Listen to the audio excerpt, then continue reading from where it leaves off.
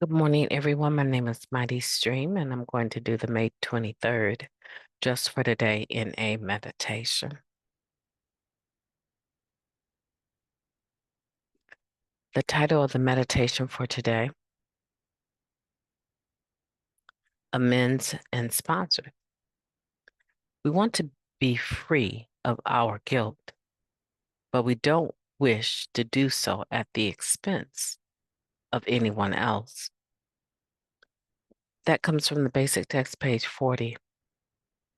Let's face it, most of us left trails of destruction in our wakes and harmed anyone who got in our way. Some of the people we hurt most in our addiction were people we loved most.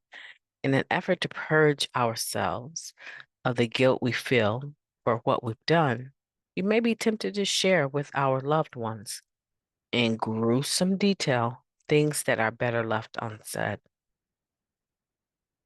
Such disclosures could do much harm and may do little good. The ninth step is not about easing our guilty consciences. It's about taking responsibility for the wrongs we've done. In working our eighth and ninth step, we should seek the guidance of our sponsor and amend our wrongs in a manner that won't cause us to owe more amends. We are not just seeking freedom from remorse. We are seeking freedom from our defects. We never again want to inflict harm on our loved ones. One way to ensure that we do not is by working the ninth step responsibly, checking our motives, and discussing with our sponsor the particular amends we plan to make before we make them. Just for today, I wish to accept responsibility for my actions. Before making any amends, I will talk with my sponsor. Let's take a moment of silence, followed by the we version of Serenity Prayer.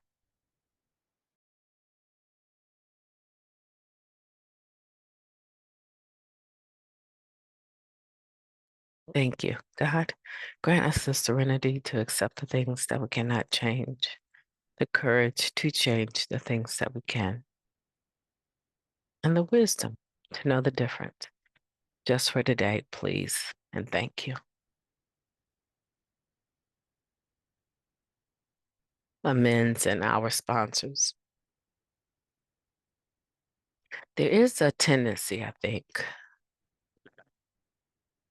to overshoot, right?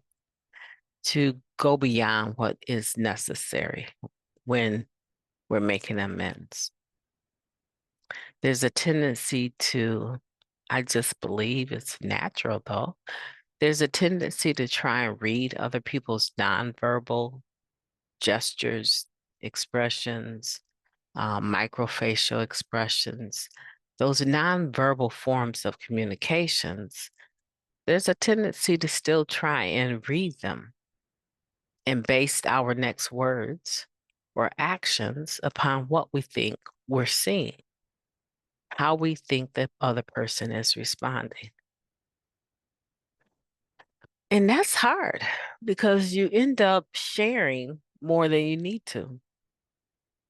You end up sharing just maybe even other people that were involved with the situation.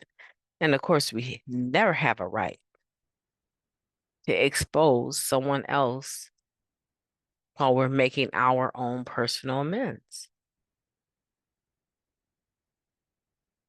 Yeah. And so when our amends goes into basically giving information about other people, um,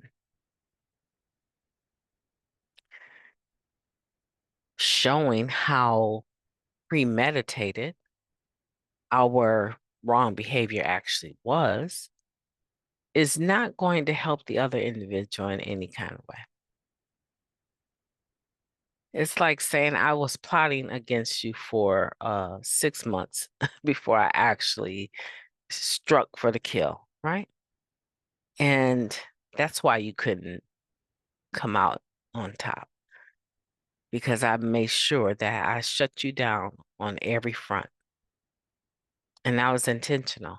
I even did this, I did this, I did that. No, that is not making an amends. That is creating more harm. So, one of the ways the program has given us to be able to make sure of ourselves. I'm not saying the motives, because by now, right, at this step, our motives are leaning more towards the right direction. But the motive for making the amends, it just needs to be made. It's not like a, white or black area or a gray area even. I'm sorry. It just needs to be done. We did it. We need to make it right. But how we make it right is the question. And a lot of times, the natural way or the way that we think it should be done is the way we were raised. You need to say, I'm sorry. If you took something, you need to give it back, right? You need to own up to what you did. So, a lot of times when we're thinking about how to, we're thinking about it from the point of view of what we were taught was virtuous. But now that we're in recovery and we have so much information at our access, it is more about not only doing it, but how we do it. If it's going to cause further harm, that defeats the purpose. Some people have tried to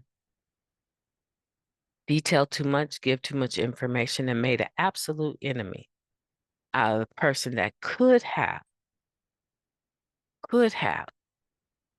forgiven them. They make an absolute enemy. And some of those situations have no doubt ended treacherously. Yeah, we don't want to make matters worse. That's why it's being emphasized. Pull in your sponsor, run it by them, tell them what you think about doing.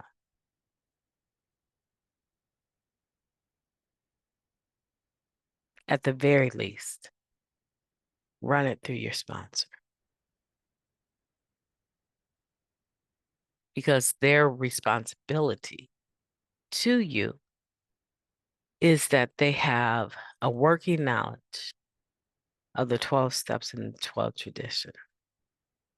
And they will be able to hear you out, but also bring in the pieces that may be missing to better help you decide whether or not what you plan to do as an amends is appropriate or not.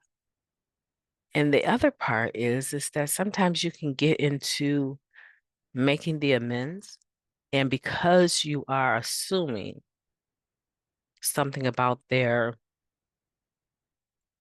nonverbal expressions, you will try to add more information.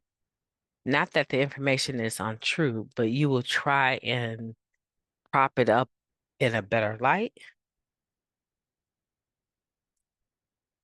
And sometimes that is not helpful because now it comes across as doing too much. You're lying, right? And you may not actually be lying, but I'm saying it comes across that way. You're doing too much. Why am I here? What are we talking about? Okay, well, I knew you was using drugs. So I figured that was part of, the using behavior that addicts have. Okay. So you stole $200 out of my purse. Okay. Do I want my money back?